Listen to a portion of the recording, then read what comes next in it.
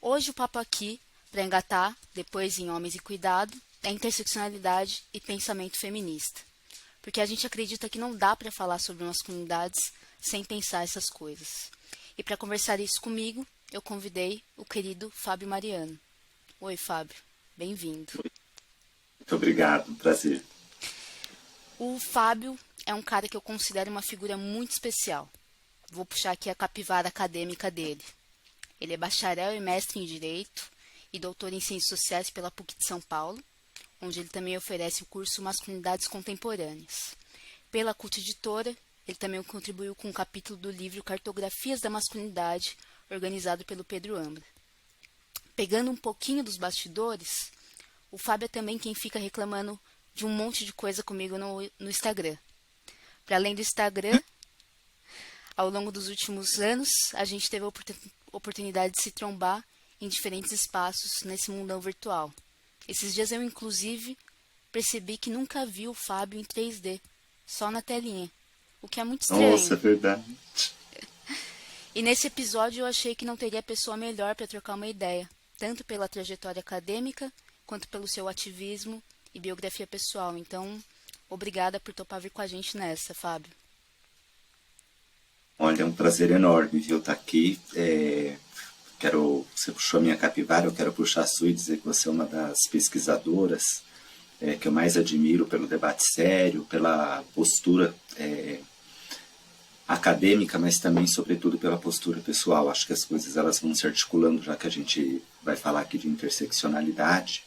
Eu não posso deixar de dizer que eu enxergo em você essa articulação entre a academia, entre a vida militante, entre a vida familiar, já que a gente se acompanha nas redes, para dizer que é uma honra estar aqui com você, no meu, do querido Pedro, né, coordenado aí por ele, com tanta gente bacana, o Abel. Então, é um prazer estar aqui. Muito bom, Fábio. Eu fico envaidecida. Bom, vamos devagarinho, estamos chegando. Nós temos aqui nessa temporada dois temas que são centrais: masculinidades e cuidado. A gente quer aprofundar mais num olhar que ainda não é tão comum quando a gente fala de masculinidade. E esse é um olhar que vai propor uma aproximação entre homens e cuidado. Porque hoje, tanto como conceito, quanto como prática, eles não estão nada aproximados. Parafraseando Blake Allen, homem e cuidado, se cruzam na rua, nem se reconhecem. Quando a gente pensa em cuidado na nossa sociedade, a gente pensa em mulher, não em homem. E a gente entende que se essa associação não for alterada, não for equilibrada, se homens e mulheres não compartilharem esse lugar do cuidado, a gente não vai alcançar a transformação que a gente quer. Só que para se embrenhar nesse campo, pensar homens e cuidado, não basta falar de gênero. E a gente quer começar a conversa a partir daí. Aliás, a partir de dois pontos. Um primeiro, que é o fato de que a gente só pode começar a se questionar sobre a desigualdade na economia do cuidado, a sobrecarga das mulheres, a ausência dos homens nos espaços de cuidado, porque mulheres feministas abriram caminho. A gente só vai falar hoje de masculinidade porque mulheres abriram caminhos. E por isso a conversa hoje é de um lado sobre o pensamento feminista, porque tem muito homem ainda falando de masculinidade sem falar daquelas que abriram caminho. O outro ponto é a questão da interseccionalidade, e o Fábio vai explicar melhor esse palavrão para a gente hoje. O que eu quero jogar de início é que quando a gente pensa em cuidado, em sobrecarga, a gente vê mulheres de todos os tipos, mas existem sobrecargas que são racializadas. Quem cuida da sua casa? Quem cuida dos seus filhos? Quem cuidou de você a vida toda? Falar de gênero é uma parte dessa conversa, mas não é a conversa toda. Então, Fábio, queria começar com você, explicando pra gente o que você entende por interseccionalidade. E assim, não um conceito. A gente não precisa ir denso na teoria. Quero que você fale de maneira pro homem comum que está ouvindo a gente em casa. Essa é a pergunta de US$ 1 milhão, eu diria, porque interseccionalidade, eu acho que ela abarca muitas teorias, muitos conceitos, muitas discussões, muitos lugares, né, muitos pontos de vista. Mas como você me lembrou né, e a gente está aqui nesse bate-papo para ser uma coisa fluida e menos acadêmica, eu lembro que quando eu dava aula na Prefeitura de São Paulo, especificamente num programa que chamava Transcidadania, tinha uma dinâmica que eu fazia logo no primeiro dia de aula com os beneficiários e as beneficiárias, que era uma pergunta, eu colocava um cartaz no chão, era um corpo, e naquele corpo eu ia lá e fazia uma pergunta: quem sou eu? E aquele corpo, aquele papel causava um certo estranhamento, porque no fundo, quando eu perguntava para cada uma das beneficiárias quem sou eu, elas falavam o nome e nada mais do que isso. No decorrer das aulas, era uma aula no campo dos direitos humanos, que falava sobre a formação do sujeito político, eu sempre dizia uma coisa que era: nós podemos mais, nós somos mais, e daí eu ia mostrando como é que o Estado ia formando a nossa cidadania, mas também como é que ele ia retirando a nossa cidadania. A ponto de, numa aula, você perguntar quem sou eu e a pessoa falar: eu sou a fulana ou eu sou o Beltrano. Mas aí eu começava a falar, e dando um exemplo, eu falava: olha, eu sou o Fábio, um homem trabalhador, gay, cisgênero, que veio da periferia, que nasceu numa família negra. Ou seja, eu não era só o Fábio que tinha um nome, porque muitas vezes o Estado, inclusive, nem deixa que pessoas trans tenham direito ao seu nome. Isso era o que eu pesquisava. Porque nós estamos aí vivendo em sociedade, alcançados pela complexidade, e, portanto, nós somos muitas coisas. Nós estamos interseccionados aí por uma série de conceitos que vão nos definindo ou que vão nos tirando de determinadas definições, porque afinal de contas a gente nasce e a primeira coisa que você faz é ter um sexo atribuído, mas daí você cresceu e falou: não me reconheço nesse sexo, e assim por diante. Então, quando você me pergunta o que eu entendo por interseccionalidade, eu vou sempre dizer que eu entendo muita coisa por interseccionalidade. Porque eu posso falar da minha questão racial, eu posso falar da minha questão de classe, eu posso falar da minha questão territorial, de onde eu vim, mas eu preciso também falar da minha trajetória acadêmica, eu também preciso falar da minha trajetória religiosa, já que eu sou um homem de candomblé, eu também preciso falar da minha trajetória familiar. Portanto, eu sempre entendo que interseccionalidade, ela é tudo aquilo que vai nos formar do ponto de vista pessoal, mas também que vai refletir tudo aquilo que do ponto de vista social e cultural a gente vai viver.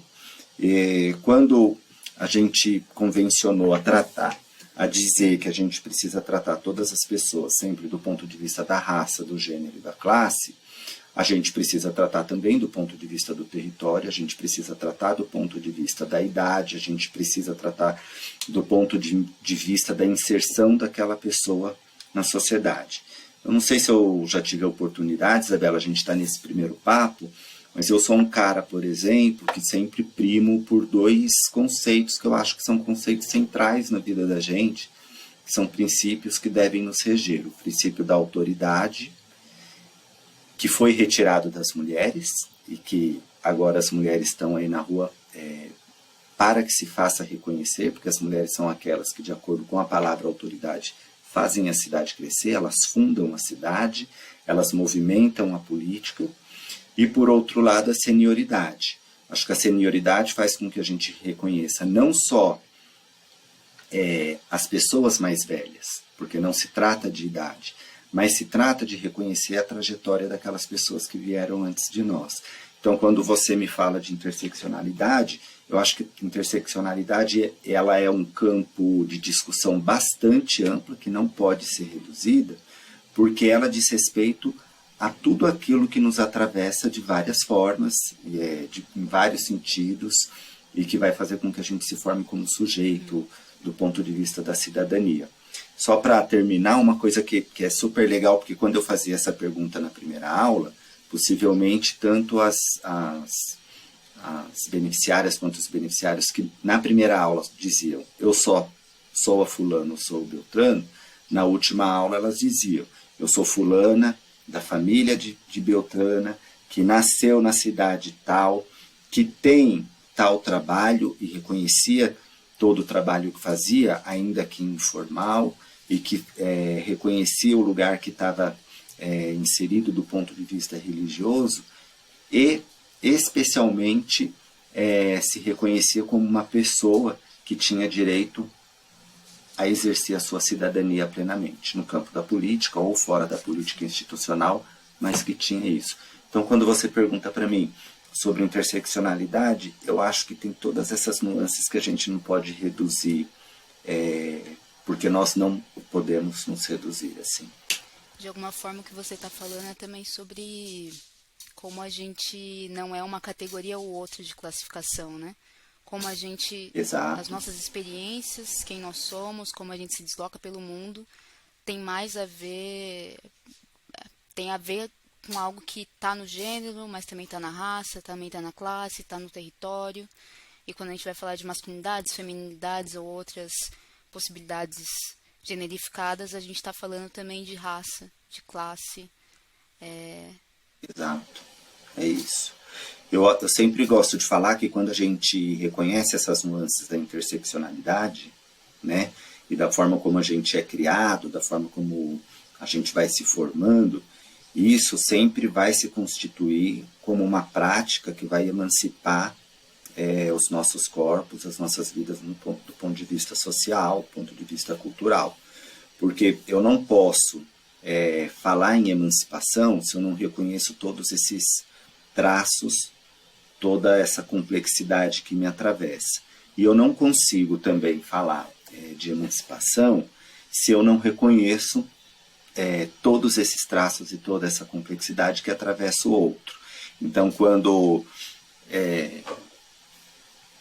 a gente vai falar, por exemplo, do gênero, o que se discute muitas vezes é que o gênero é o corpo, se trata do corpo, quando na verdade o gênero é também uma questão ideológica, é uma questão política, é uma questão cultural que vai fazer com que a gente se insira, como homens, como mulheres, dentro desses traços das masculinidades, das feminilidades e assim por diante.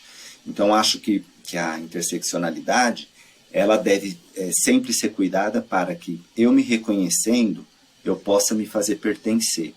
Porque quando eu me pertenço, eu vou me emancipar. Mas, sobretudo, quando eu reconheço o outro, eu vou ajudar e vou pegar na mão daquele outro homem, daquela outra mulher, para que ele e ela também possam se emancipar e a gente possa, de fato, mudar a sociedade dentro daquilo que a gente quer. E não é à toa, né, Fábio, se a gente for pensar que esse conceito, essa tensão nossa sobre a interseccionalidade foi trazida pelas feministas negras, né? Que estavam atentas a gênero, mas pensavam, não é suficiente para a gente pensar o que é pertencer a uma categoria como a categoria mulher ou como a categoria homem, se a gente não pensar as diferenças incutidas dentro disso, né? Que estão marcadas por isso. E é muito interessante, né? Porque nós chegamos até aqui em razão da luta das feministas, especialmente das feministas negras.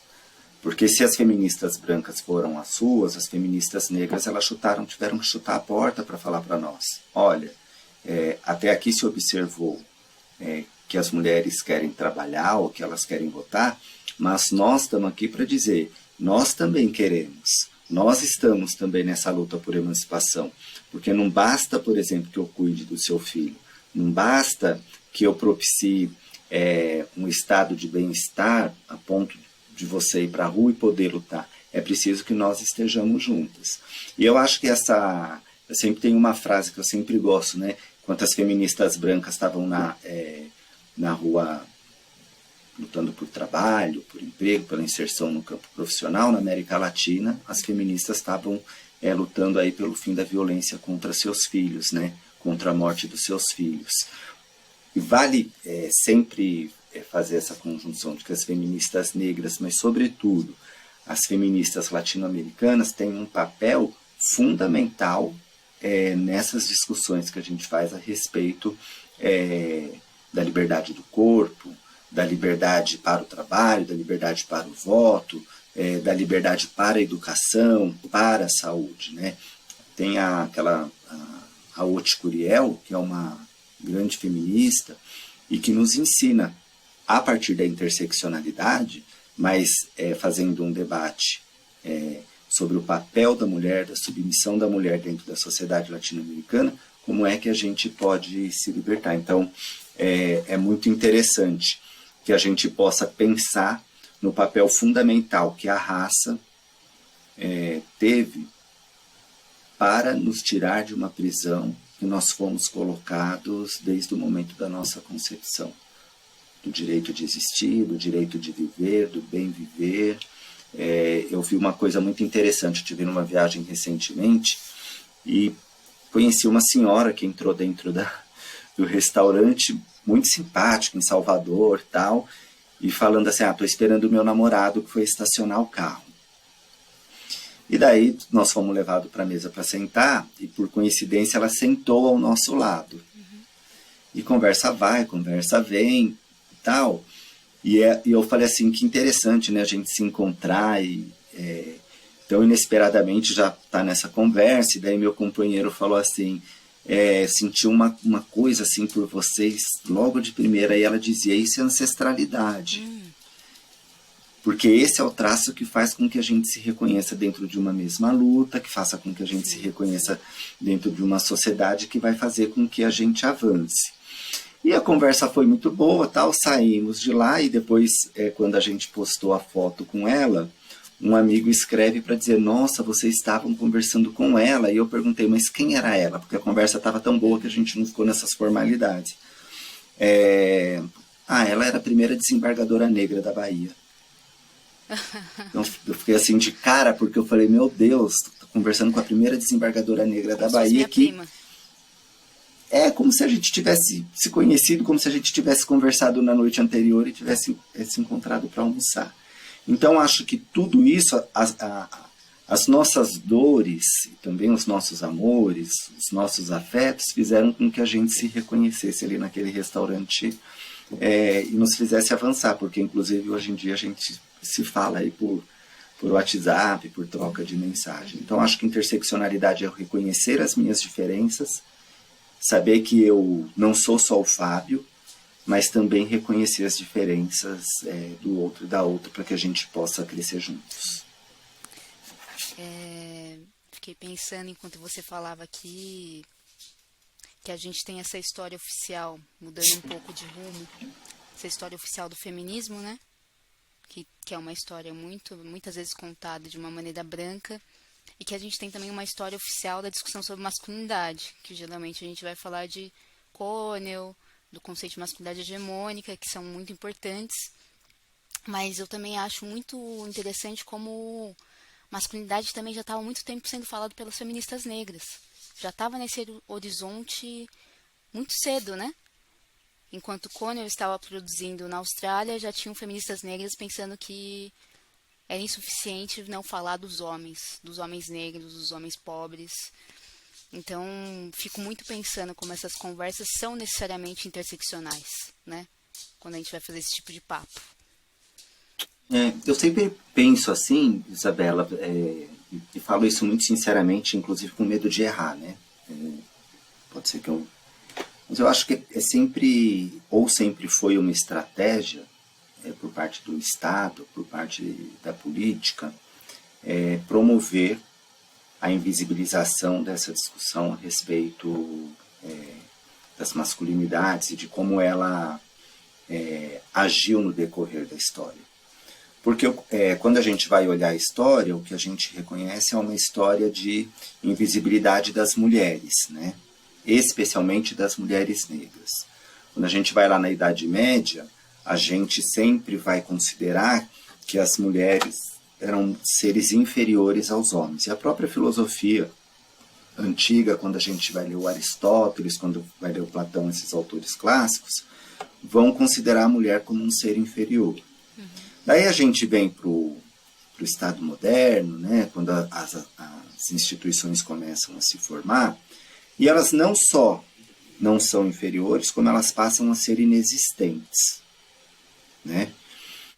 E é claro, elas tiveram que batalhar durante as revoluções, né, especialmente na Revolução Francesa, que é onde a gente conhece boa parte da história das mulheres, e que a gente esquece, por exemplo, que na Idade Média as beguinas tinham uma luta por emancipação, as mulheres de Veneza tinham uma luta por emancipação, uma delas, inclusive, acho que chama Fontana Moderata, ela sofria tanto na mão dos homens que quando ela foi mandada para o convento, ela chegou a escrever em livros que foram achados depois, que ela almejava um inferno para os homens, né?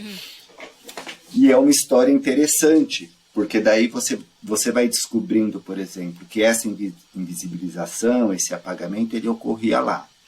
E daí as feministas negras, quando a gente começa na luta por direitos civis, e eu acho que a interseccionalidade, especialmente os Panteras Negras, né, a luta dos Panteras Negras, faziam todo sentido e fazem todo sentido para reconhecer que era preciso, para que as mulheres avançassem, que os homens também pudessem dar um passo, 2 passos, 3 passos, que os homens também estivessem junto com elas. Eu sempre faço uma pergunta na minha aula e digo, bom, mas afinal de contas, creche, ele faz parte da luta feminista? E daí as mulheres vão lá e falam, faz. Falei, não, faz parte de uma luta social, porque a gente está sempre imputando para as mulheres o cuidado da criança, o cuidado dos filhos e, portanto, a responsabilidade da creche ser uma luta das mulheres. Então, a gente precisa sair desse lastro, né, de invisibilidade, de ocultação e reconhecer que essas mulheres também estavam já, instando os homens a participarem da luta.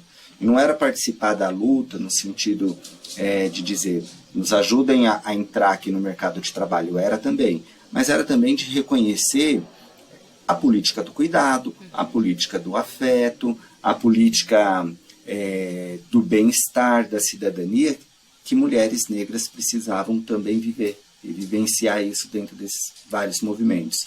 Eu acho que por isso o Estado promove de maneira, eu acho que bastante articulada,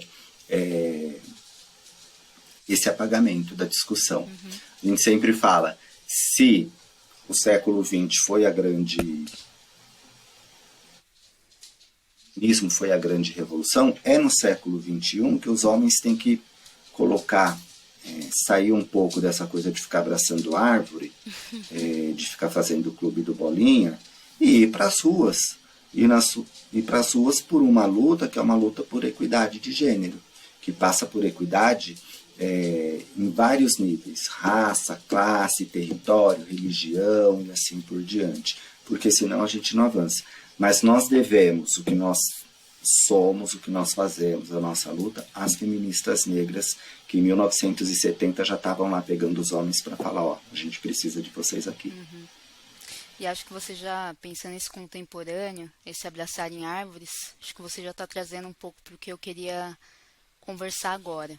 Queria perguntar para você se você concorda comigo que existe essa conversa sobre masculinidades, que não costuma dialogar com o pensamento feminista, e nesse sentido muitas vezes vira uma conversa sobre homens, autocentrada, pouco atenta às relações de poder num nível mais macro, e que muitas vezes não vai incluir, por exemplo, mesmo que a gente estava falando sobre as diferenças raciais aqui, né?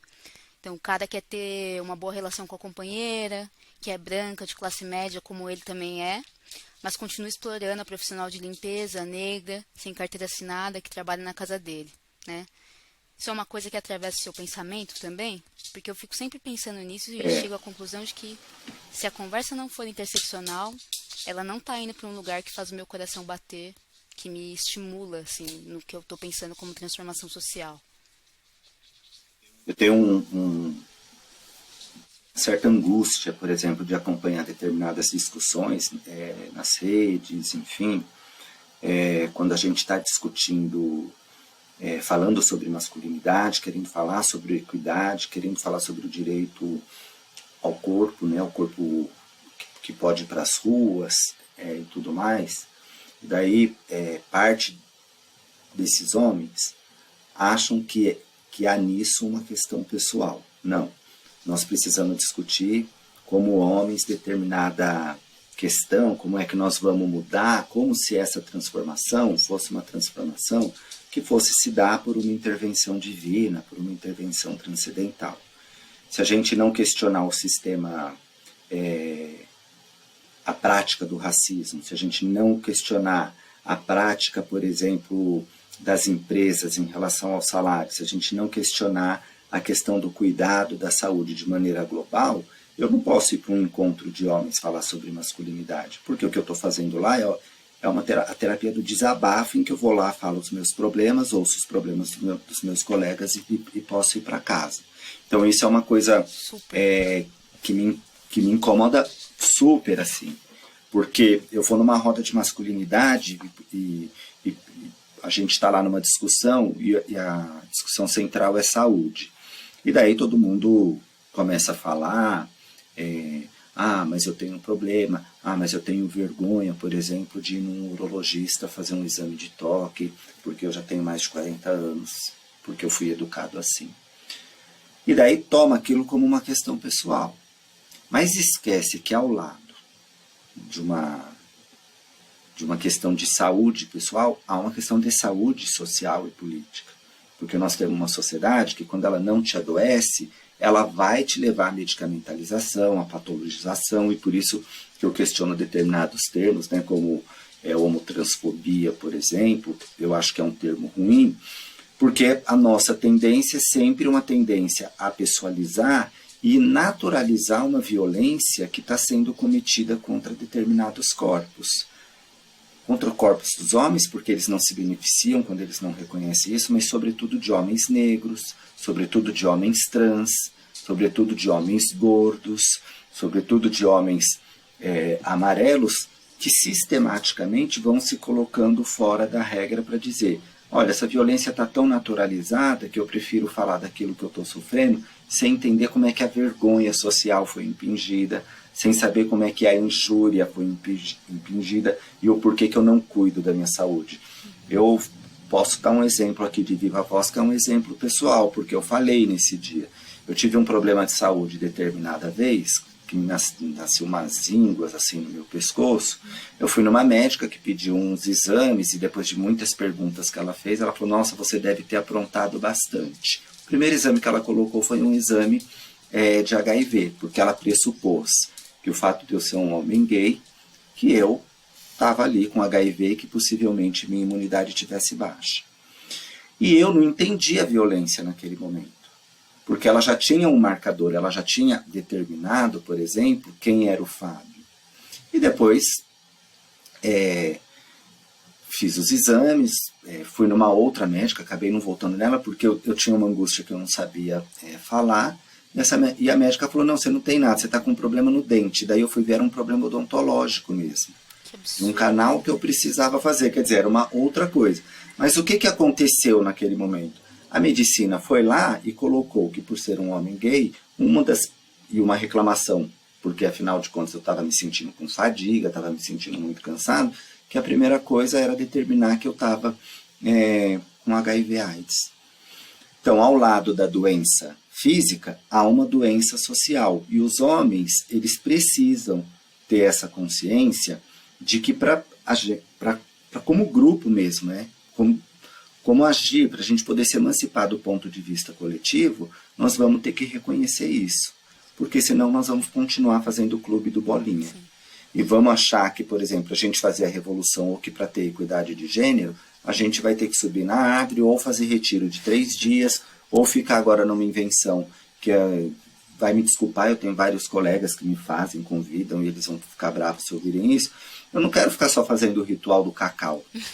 Eu não quero só ficar fazendo o ritual, por exemplo, do banho de sol. Para ritual do cacau. Eles chamam porque eles querem que eu vá, porque eles não, é legal, é um momento, por exemplo, de libertação. Não, que é um momento de libertação é quando você vai para a rua, quando você coloca o seu corpo na rua para enfrentar um sistema que é racista, para você enfrentar um sistema que é classista. É isso que eu quero. Uhum. E há outras formas de você se fortalecer. Se fortalecer em grupo é importante, mas você não pode se fechar, porque senão a gente não avança. Super, concordo muito, Fábio. Acho que a gente tem muito alinhamento, né, em termos de perspectiva. Acho muito gostoso te ouvir. E tem uma coisa, né, eu acho que isso também é naturalizar uma violência que é escamoteada, né? Porque é uma violência que você vai sendo submetido, ou que você foi submetido, e que vai fazendo com que você naturalize tanto, que você acha que é sempre uma questão pessoal, e portanto você vai fazer o quê? Você vai recorrer para falar de um problema, de uma angústia, quando na verdade aquilo é aquela marca, né? Aquela injúria que o Estado foi lá e colocou em você para dizer, você tem que ser assim, porque se você não for, nós não vamos caminhar. Você tem que ser assim, porque se você não for, nós não vamos te enquadrar. Se não for assim, você não está dentro, por exemplo, desse ideal perfeito, desse ideal maravilhoso do que é o mundo dos homens, né? Tem uma Cristine de Pizan que escreveu A Cidade das Mulheres. Ela é perfeita quando ela fala isso, né? Quando ela questiona as instituições, e a partir das instituições, é claro que tem ali uma questão que é uma questão religiosa, porque é própria da Idade Média, né? do Estado moderno, naquela mudança, na configuração do Estado, e os homens vão fazendo o quê? Rejeitando este modelo. E daí o que ele faz? Ele vai lá e diz assim, vamos nos reunir. Só que nos reunir para saber como é que a gente faz a revolução, não para saber como é que a gente vai se abraçar e tomar um chá de cacau. Isso não pode, pelo amor de Deus. Muito bom. Agora, trazendo um pouco para a nossa agenda do cuidado, Fábio. O que significa cuidado para você nesse campo das relações de gênero e de masculinidades? Olha, eu falei que aquela primeira pergunta da interseccionalidade valia $1 milhão, mas essa vale 2, assim, porque eu acho que o cuidado, ele é dos grandes temas, que é escamoteado, mas especialmente pelos homens, porque eles abriram mão dessa função, né? Eu nunca esqueço que quando eu estava fazendo minha pesquisa do doutorado, eu estava lendo uma autora, e a gente falava sobre o cuidado dos corpos, né, dos corpos mortos, como é que aconteceu essa transição quando saía do espaço do Campo Santo, né, que eram as igrejas, para ir para os cemitérios, né, que estavam sendo formados. E daí uma descoberta que os corpos, para serem enterrados, eles tinham que ir para uma cova, mas que o cuidado era exclusivo das mulheres. Porque os homens, como estavam ali ocupando o espaço público, cuidar do corpo daquele familiar ou de um ente, enfim, significava romper com uma lógica de que o homem pode sofrer. Era como se você estivesse destinando o homem ao cuidar, você estava associando esse homem ao sofrimento. Então, o cuidar significava sofrimento. O cuidar significa, sobretudo, colocar o homem num lugar de fragilidade, né?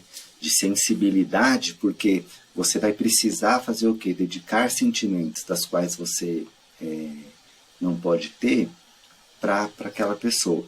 Então é interessante porque durante toda a história, quando a gente vai falar do cuidado, a gente vai esquecendo de como você se dessensibiliza, né? Ou precisa se desensibilizar para que você possa atuar como um ator social aí.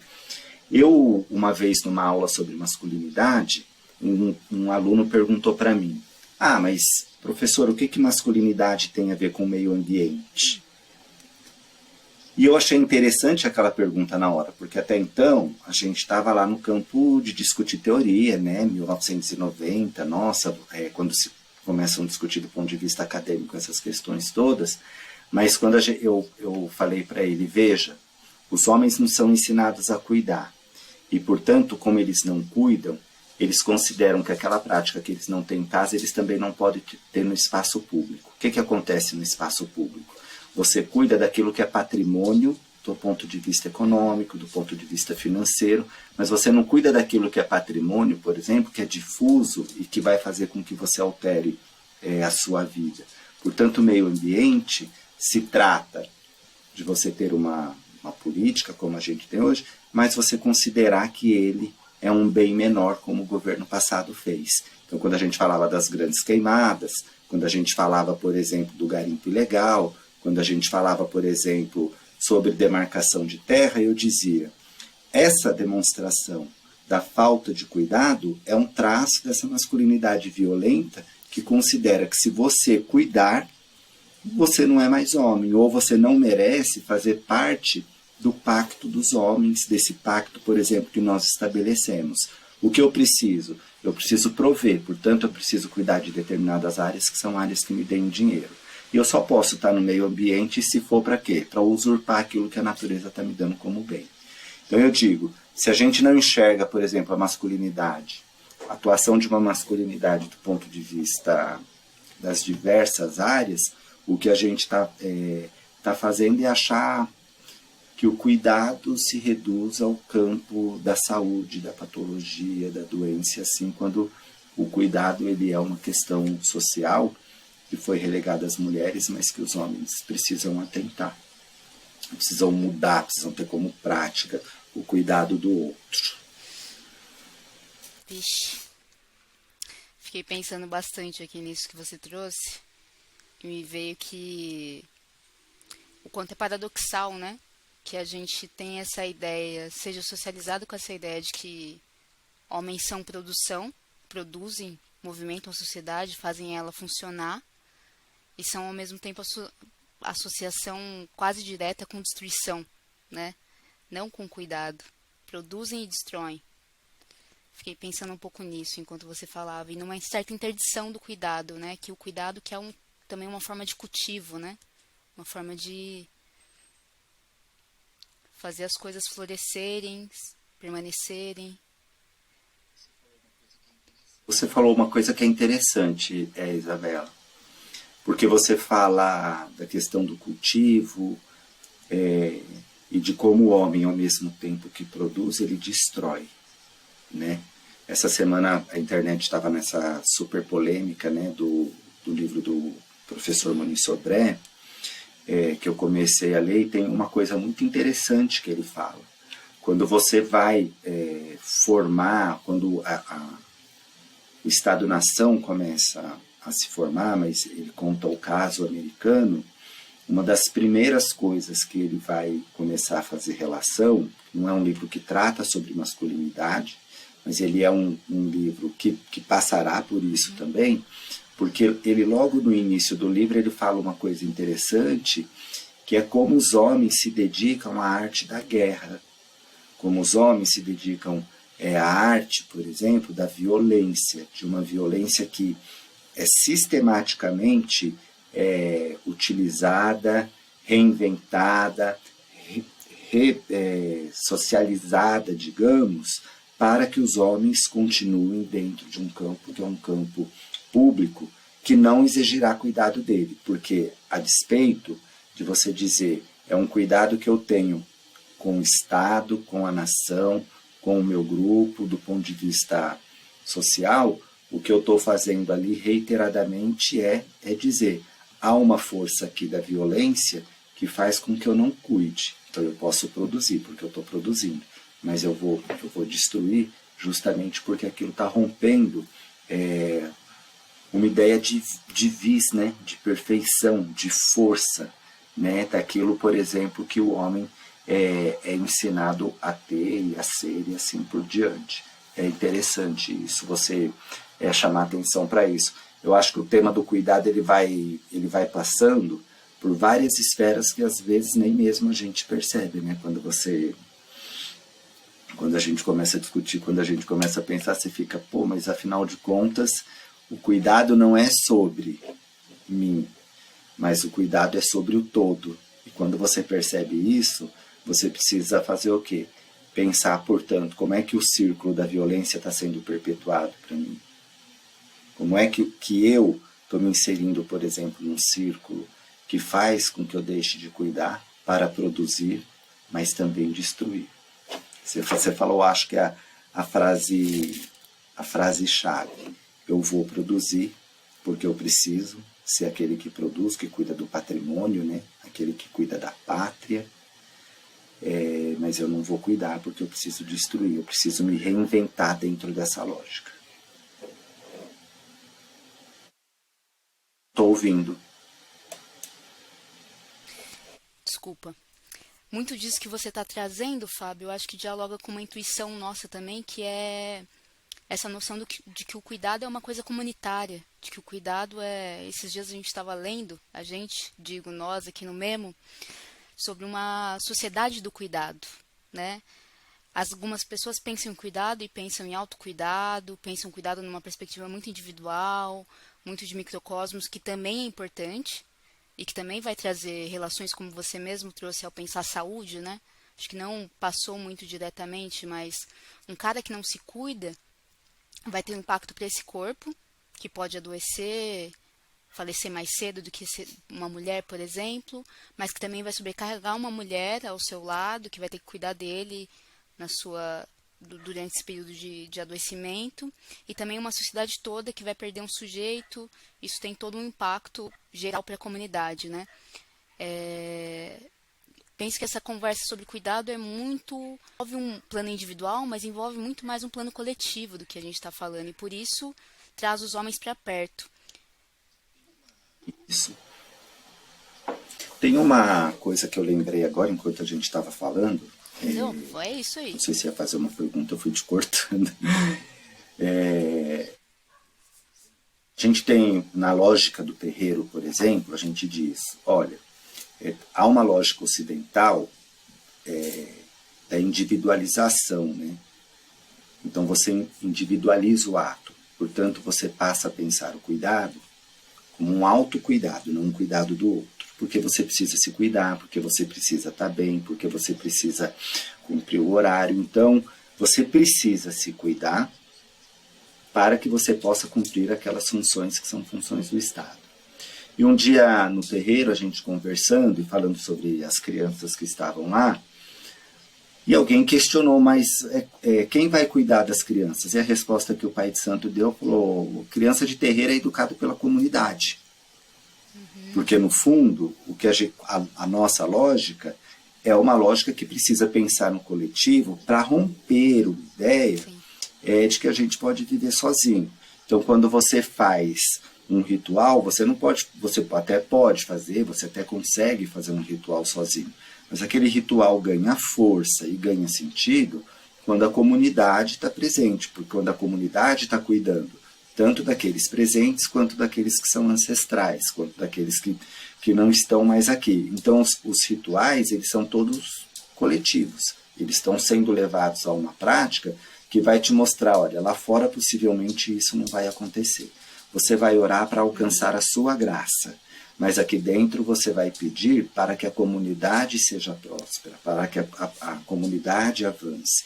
E eu acho que esse é um pensamento que quando a gente tem consciência, e eu acho que é tomar consciência mesmo, é se fazer pertencer, você saber que você está ali naquele grupo e que coletivamente você avança com o cuidado do outro, com o coletivo. Então, eu lembrei desse exemplo porque pode quem está de fora falar, não, quem cuida da criança é a comunidade, é o povo do terreiro. A criança do terreiro, ela é educada coletivamente. Então, quando você tem isso, você ganha força como sociedade, né? Como grupo, como coletivo. E daí você falou, eu fiquei lembrando, quem está de fora pode achar que é uma frase mais simples, mas eu acho que é uma coisa que faz sentido isso na política do cuidado. Né? A gente não está trazendo nenhuma novidade extra plus. Vamos vender um livro com esse manual para como ser mais próspero e etc. É uma coisa que antes de nós muitas outras e outros falavam sobre isso oralmente e tudo mais. A gente está aqui. Quando a gente vai olhar. Se empolgue. Não, pode. Não, estou falando quando a gente vai olhar mesmo a história, por exemplo, da organização das sociedades em África, a gente vai perceber, por exemplo, a forma como as dinastias, a forma como os reinos se organizavam do ponto de vista político e a forma como isso é trazido, por exemplo, quando a gente vai falar dos Itãs, né? Como os homens se comportavam em relação às mulheres, mas como é que as mulheres faziam os homens também se dobrarem a determinadas políticas que eram políticas do cuidado. Porque quando o Yansan vai lá e fala para o San, você está achando que você terá esse segredo e ela, dominando o vento, vai lá, sopra a cabaça de Ossan e fala: o segredo é para todos, então cada um vai ter o seu. Ela está dizendo aqui: olha, aqui não existe aquele que manda, mas existe aquele que coletivamente vai nos ensinar qual é o poder da cura. E é do ponto de vista da cura, do cuidado do grupo. Agora, a conversa está boa, mas vai ficar ainda melhor porque a gente tem algumas questões do público. Você está preparado? Oi, meu Temos Deus. gente em casa aqui Estou me perguntando preparando. como que a gente faz para aproximar os homens do cuidado. Essa é a pergunta de 3 milhões de dólares.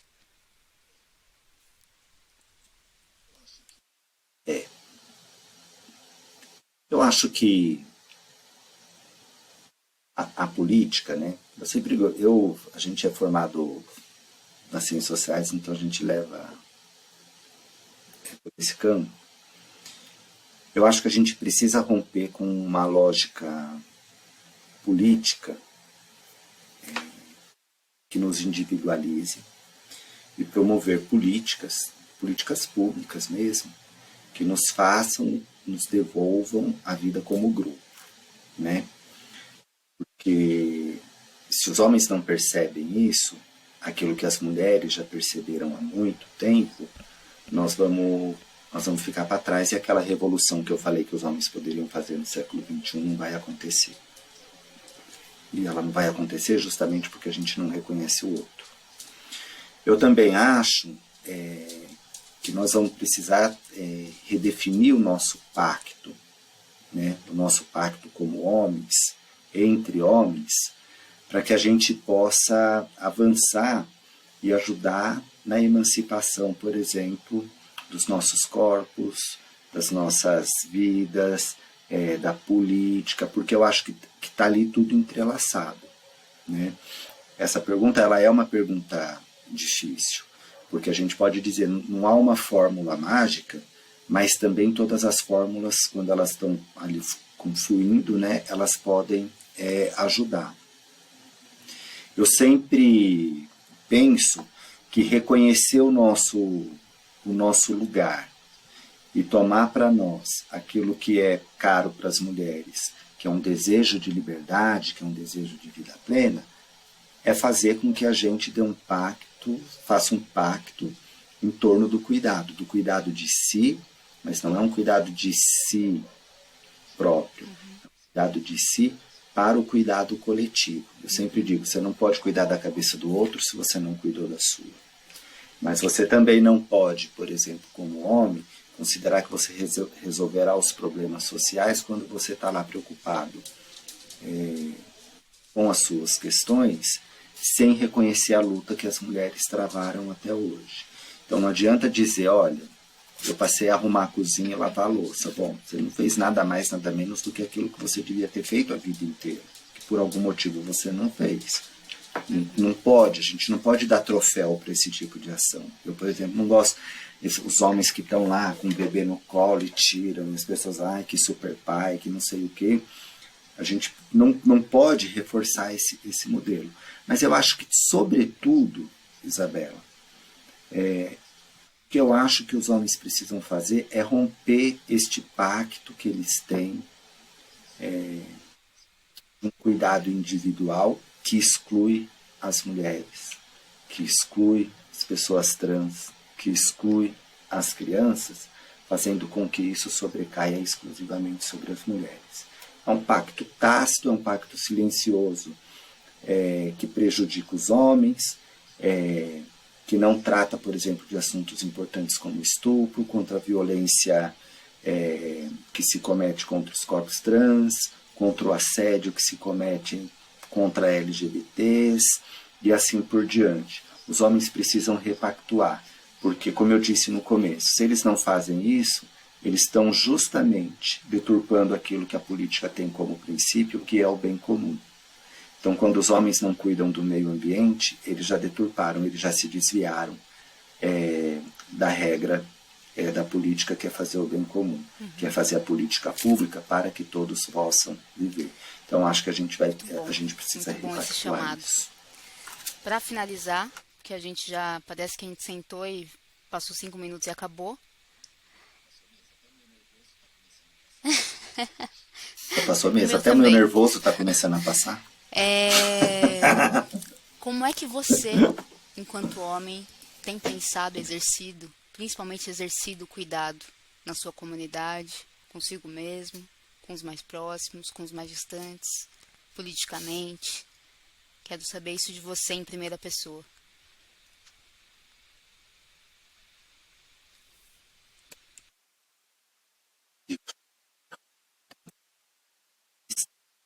Eu sempre acho, Isabela, a gente começou conversando aqui falando sobre interseccionalidade, né, da importância da interseccionalidade e o que ela significa.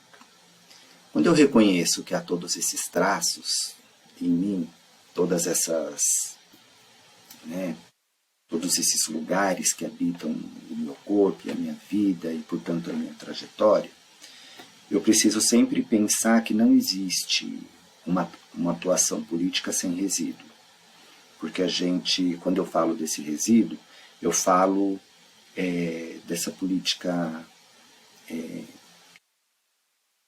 diria, mas eu estou falando desse resíduo que o capitalismo, que o machismo, que a misoginia alcança a gente em algum lugar. Portanto, eu sempre acho, e esse é um trabalho que eu tenho feito assim com bastante ênfase, é reconhecer que, embora eu seja um cara que esteja lá batalhando por uma militância acadêmica, que eu acho que precisa e deve ser reconhecida como uma militância fundamental, já que a gente está ocupando um lugar que sempre foi um lugar da elite, quando eu estou fazendo uma política, que é uma política para a minha comunidade religiosa ser reconhecida dentro do espaço público e respeitando inclusive o direito de quem não quer ter uma religião, quando eu estou fazendo uma política, por exemplo, dentro da minha família, de chamar os meus primos mais novos, isso é uma coisa que eles devem, cada vez que os meus primos me veem, eles devem falar assim, lá vem. Porque eu vou lá e pergunto para eles, como é que vocês estão tratando a sua namorada? O que vocês estão fazendo na festa que vocês vão? Cuidado, porque se a menina falar não, é não. Mas mesmo o menino, se você ficou com um menino, lá você precisa saber que para tudo há um limite. O limite dele é o não, a hora que não quer. Então, acho que todas essas práticas são práticas combinadas que sempre vão me perseguindo, que vão me provocando para sair de um lugar que é esse lugar do pacto que eu não quero mais. Esse pacto que os homens fizeram, eu não quero mais. Esse pacto do silêncio em torno do corpo, esse pacto do silêncio em torno da sexualidade, esse pacto do silêncio em cima do determinismo social, em que você tenha que ser aquilo que está ali, que está dito para você. Então, eu acho que o meu cuidado passa por esse reconhecimento. O meu cuidado passa por esse lugar de saber que eu avanço quando os outros estão avançando comigo, mas se alguém não tiver, que eu vou precisar dar um passo para trás para falar, bem aqui, coleguinha, vamos ver o que nós estamos fazendo aqui e o que a gente pode fazer para que a gente mude essa forma de viver. Não queria acabar, Fábio. Tô aqui meio triste já. Eu também não, eu tô gostando. Mas você tem 30 segundos para dizer o que você tem para dizer. Tô brincando. Dessa conversa, eu acho viu? que é muito bom te ouvir, Fábio. Assim, eu realmente acho seu olhar generoso para tudo isso que a gente está discutindo aqui. Me faz pensar junto. Queria mesmo, agora de verdade, te perguntar se tem alguma coisa que a gente não perguntou aqui, que você gostaria de acrescentar, que faz sentido para colocar aqui, antes da gente se encerrar. O palco é seu.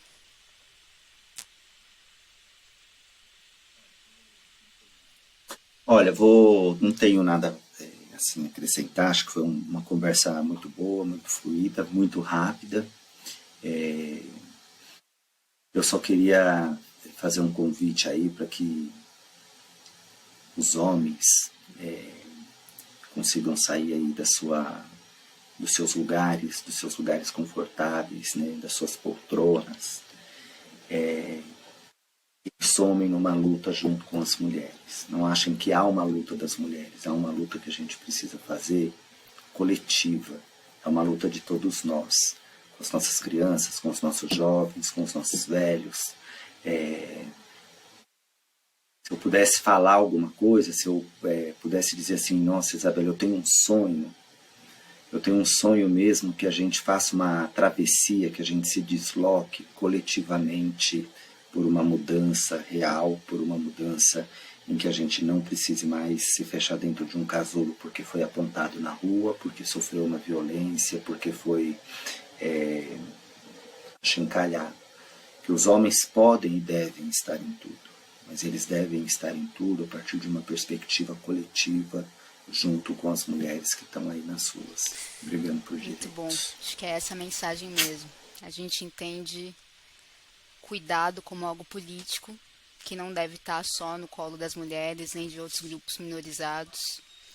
E eu acho que nesse sentido é preciso mesmo que todos nós hajamos pela mudança, que os homens se responsabilizem individual e coletivamente para produzir essa sociedade que a gente almeja, né? Que é uma sociedade melhor e mais justa para todas as pessoas. Então, obrigada, Fábio, mais uma vez. Obrigada a todo mundo que está ouvindo a gente. Muito obrigado, foi o Memo Convida. Isabela. Prazer. Eu adorei. Obrigada, Fábio. Beijinho, gente. Até mais. Obrigado.